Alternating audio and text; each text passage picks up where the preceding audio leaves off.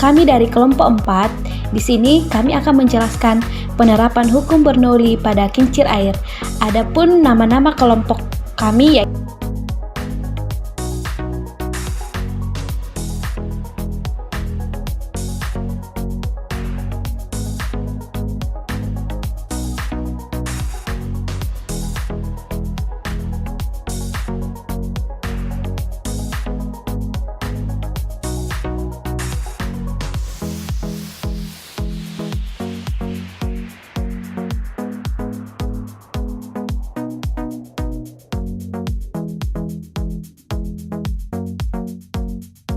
Kita pasti pernah bertanya-tanya nggak sih, ketika kita kebetulan lagi nggak sengaja lihat kincir air yang berada di sungai atau tempat lain, gimana sih cara kincir air itu bisa berputar secara terus-menerus?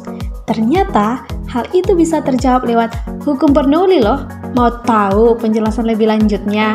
Yuk langsung simak pembahasan berikut ini.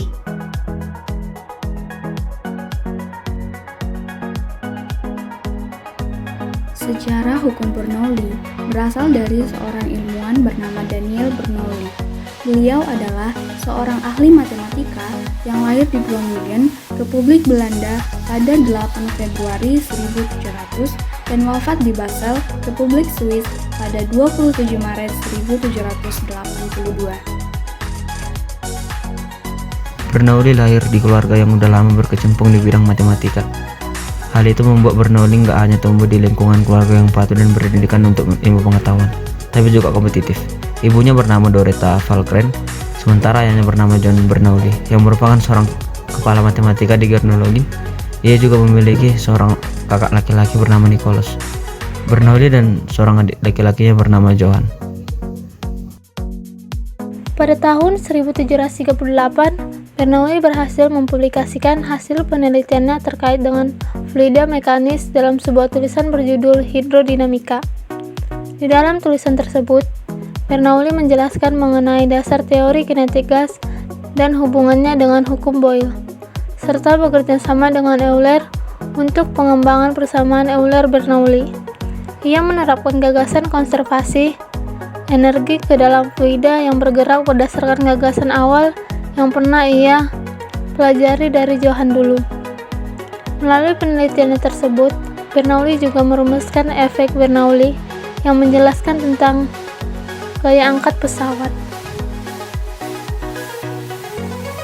Nah, hukum Bernoulli membahas mengenai gimana sih hubungan antara tekanan, kecepatan, dan ketinggian dari dua titik aliran fluida dengan massa jenisnya.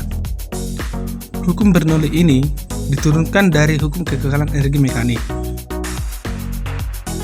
Nah, di sini kita sudah paham sejarah hukum Bernoulli, mulai dari bapak ilmuwannya siapa, bunyi hukum Bernoulli apa, dan sekarang kita akan bahas apa-apa saja penerapan hukum Bernoulli dalam kehidupan sehari-hari.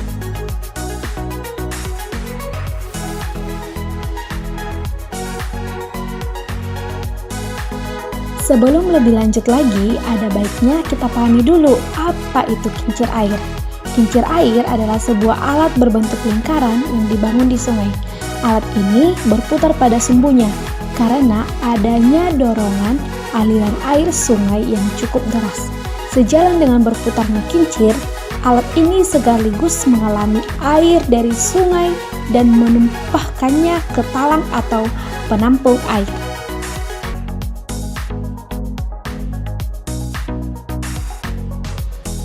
Kincir air adalah sebuah alat berbentuk lingkaran yang dibangun di sungai.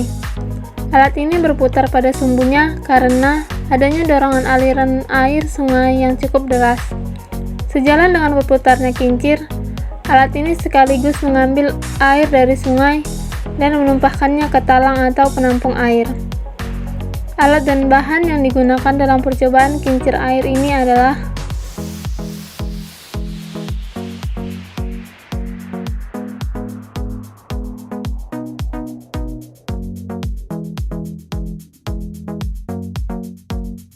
Cara pembuatannya dapat kita lihat dalam video.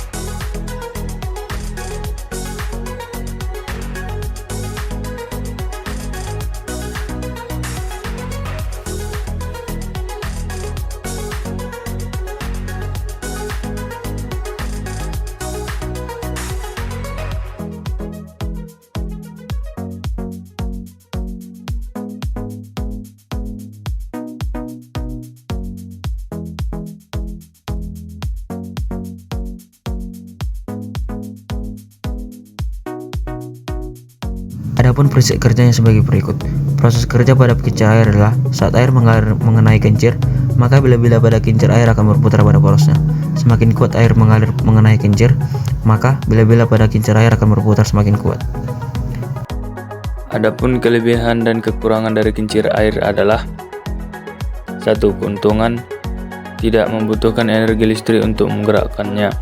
Cukup dengan arus air yang deras seperti dalam percobaan kami, di mana air yang keluar dari kaleng besar mengalir dengan cepat.